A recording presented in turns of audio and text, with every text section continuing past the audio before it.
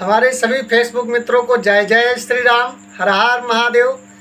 भैया कुछ लोग आवेश में या जोश में या थोड़े से पैसों के लालच में आकर के अवैध तरीके का काम करना चालू कर देते हैं। उन्हें कानून का कोई डर नहीं रहता है, थोड़ा सा भी डर नहीं रहता है, और वो लास्ट में जेल चले जाते हैं। अब जेल में जितना सुख है भैया, वो तो जे गवाह है वह बताए पाई। बाकी वही पा भैया दुई कड़ी के गीत है हमार, आप लोग सुने।